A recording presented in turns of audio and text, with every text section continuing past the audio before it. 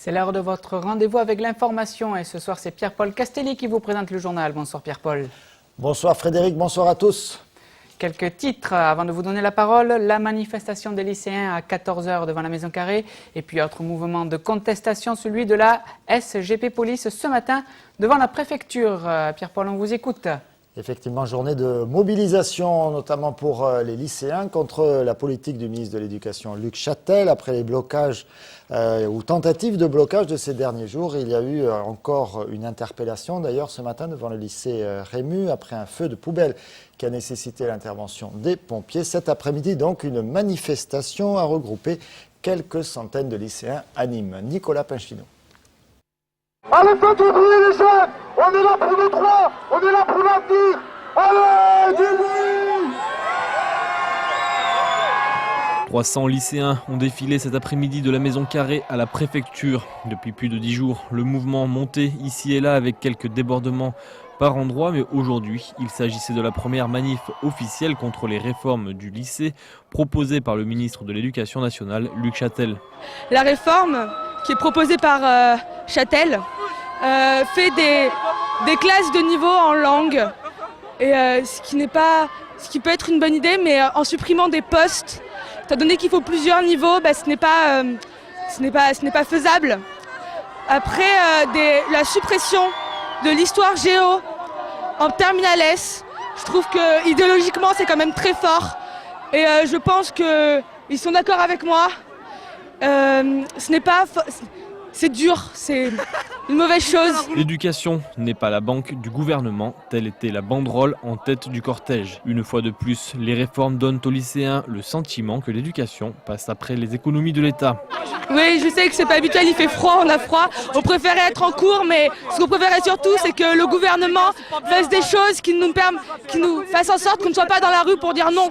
Le cortège est allé jusqu'à la préfecture dans le calme avant de se disperser. Le rendez-vous national pour une nouvelle manifestation est déjà fixé au 15 décembre prochain. Autre mobilisation ce matin, celle du syndicat SGP Police. C'est un syndicat de force ouvrière qui avait décidé d'alerter la population sur des conditions de travail et des méthodes de gestion du personnel qui sont jugées inadaptées. Reportage de Nicolas Pinchino.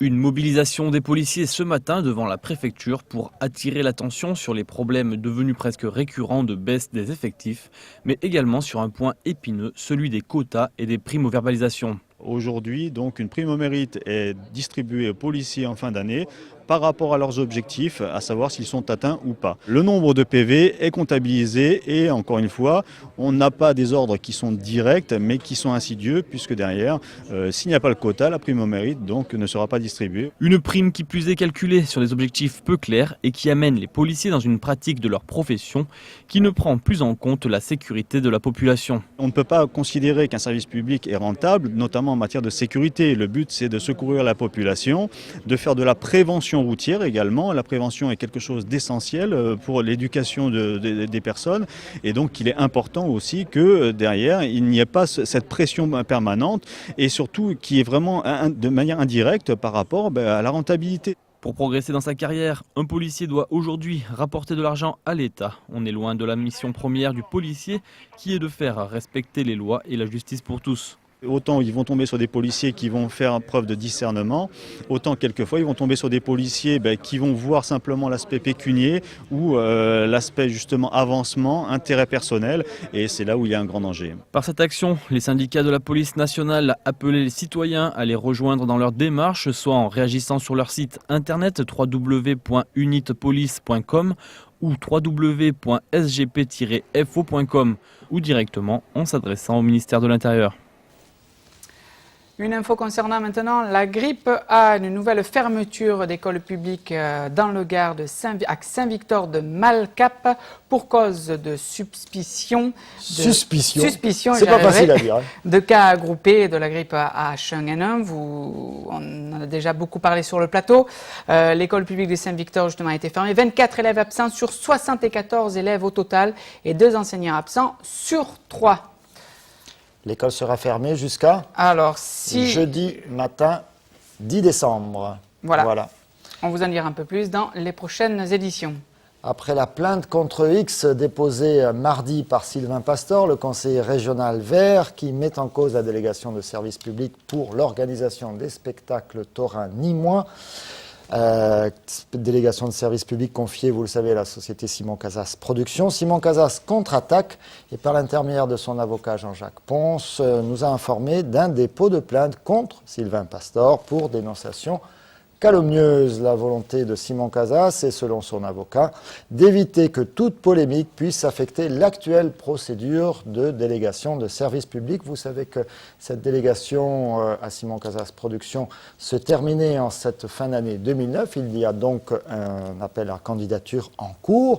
D'ailleurs, cet après-midi, les deux candidats en lice, Simon Casas Productions et Stéphane Fernandez Meca, étaient reçus par la commission d'appel d'offres. Les habitants du Mas-de-Meung sont inquiets du départ progressif de leur quartier, des différents services publics ou privés. On pense notamment à la pharmacie. Alors quand Habitat du Gard a fermé temporairement son agence, le quartier s'est mobilisé. Alain Bello. La rumeur sur l'éventuelle fermeture de l'antenne d'Habitat du Gard dans le quartier Mas-de-Meung a provoqué une réunion publique organisée par l'amicale CNL des locataires de Mas-de-Meung. Tous les résidents présents attendaient une réponse. Je venais dire qu'on ne fermait pas du tout l'antenne du Mas-de-Meung, qu'elle restait ouverte, qu'il y aurait des permanences et qu'on réorientait le travail des agents et qu'on demandait à nos agents d'être plus sur le terrain. Et donc je rajoutais ce qu'on appelle un gérant, c'est-à-dire une personne qui va voir les locataires pour ses réclamations techniques, un de plus sur le terrain qui allait être mis en place à partir du mois de janvier 2010. Il faut raisonner autrement que comme il y a 40 ans où il y a un point avec des agents d'accueil, etc. Moi ce que je veux c'est qu'il y ait un accueil par immeuble. Donc le but c'est que les gérants soient sur le terrain et qu'ils aillent à la rencontre des habitants. À partir du moment où ils vont à leur rencontre et qu'ils règlent leurs problèmes, il n'y a plus besoin d'avoir d'accueil physique où les gens ont à se déplacer. C'est nous qui allons vers eux. Pour ce début d'année 2010, l'antenne ouvrira 2 ou 3 fois par semaine. Mais pour le président de l'association, cette fermeture aurait été mal comprise pour les résidents du quartier. Important puisqu'ils veulent restructurer tout au chemin d'Avignon. Il ne faut pas oublier que ce quartier, il n'y a plus rien. On avait une pharmacie, la pharmacie est partie. On avait la police nationale est partie. On avait la police municipale est partie. On avait les espaces verts, ils sont partis. C'est un quartier quand même qui est abandonné. C'est le seul quartier qui ne fait pas partie avec Pissevin, c'est le seul quartier qui ne fait pas partie de la réhabilitation par l'État. Habitat du Gard a annoncé au cours de cette réunion qu'une enveloppe budgétaire de 13 millions d'euros est prévue pour le Gard, concernant les travaux sur ces sites. Nous avons voté cette année plus de 13 millions d'euros. Évidemment, il y en a beaucoup pour les quartiers, pour le Mas-de-Meung. C'est des travaux de rénovation des immeubles. Ça va de la peinture des cages d'escalier à la réfection des menuiseries, la pose de double vitrage, la réfection des portails, de l'électricité, etc., etc. Voilà, tout ce qui concerne le logement. Et le pays Vidourle, le Camargue, qui regroupe les différentes... J'ai été surpris par la fin de ce reportage, j'étais captivé. Le pays Vidourle, le Camargue, je reprends, qui regroupe les différentes communautés de communes gardoises des bords du Vidourle, a proposé mardi son premier forum des services à la personne. Et c'est Nicolas Pinchino qui a fait le déplacement à Émargues. Un forum des services à la personne, une première pour le pays Vidourle-Camargue. Cette journée s'est déroulée sur la commune d'Émargues, mardi 1er décembre dernier. Elle avait pour but de réunir les associations et les professionnels du service d'une part et le volet information et formation aux différents services d'autre part. Mais l'un ne va pas sans l'autre. Si vous ne développez pas l'activité par l'économique, j'allais dire, vous n'aurez jamais un impact sur l'emploi. Il faut d'abord inciter les habitants à consommer du service. Donc pour nous, c'est inciter de tout public, que ce soit les actifs, que ce soit les seniors actifs ou que ce soit les seniors moins actifs, qu'elles puissent se renseigner, toutes ces personnes, sur les services et être prêtes après à consommer du service. Et comme ça, par ailleurs, il faut aussi en parallèle qu'on ait des personnes qualifiées, compétentes, qui vont répondre à cette émergence de demande de services de manière positive et professionnelle. Pas moins de 21 secteurs sont concernés par ce non-service à la personne. Une branche en plein essor avec un fort potentiel au niveau de l'emploi. On a, je crois, Philippe disait, 70 métiers, activités répertoriées, donc c'est très divers. Ce qui est intéressant, c'est que cela peut permettre effectivement à des personnes de créer aussi leur activité. Ce sont des vrais métiers qui nécessitent aussi d'avoir un très bon contact et d'avoir de l'empathie en direction donc de son interlocuteur, de l'usager. Donc voilà, je crois que c'est intéressant de voir que c'est un secteur qui est vraiment à développer. Le pays le Camargue, qui s'étend de Sauve au Grau-du-Roi, est un pays essentiellement rural où les services à la personne représentent un réel débouché pour l'emploi comme pour le consommateur. Ainsi, d'autres rendez-vous sur ce thème devraient être proposés sur ce territoire. Frédéric, vous vous chauffez comment? Au gaz. Est-ce que vous avez fait l'entretien annuel de votre chaudière? Non, pas encore, il faut que je prenne un rendez-vous. Je dois vous avouer quand même que je crains la douloureuse. Non, vous verrez, vous allez voir découvrir dans ce reportage d'Alain Bellon que c'est pas si cher que ça et c'est essentiel. Avant les grands froids de l'hiver, le monoxyde de carbone tue encore chaque année beaucoup trop souvent. Et Alain Bellon, votre collègue qui lui également se chauffe au gaz, a fait faire son entretien. On découvre. À l'entrée de l'hiver, l'entretien de sa chaudière est un élément important pour notre sécurité. La visite d'entretien est obligatoire. Au niveau assurance, on est obligé d'avoir un certificat d'assurance pour l'entretien de la chaudière.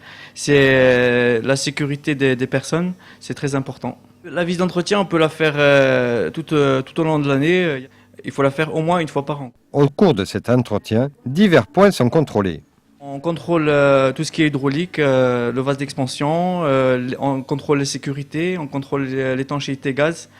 Et on contrôle surtout le monoxyde de carbone qui tue beaucoup de personnes toute l'année. Différents réglages peuvent être réalisés. Ça, c'est très important.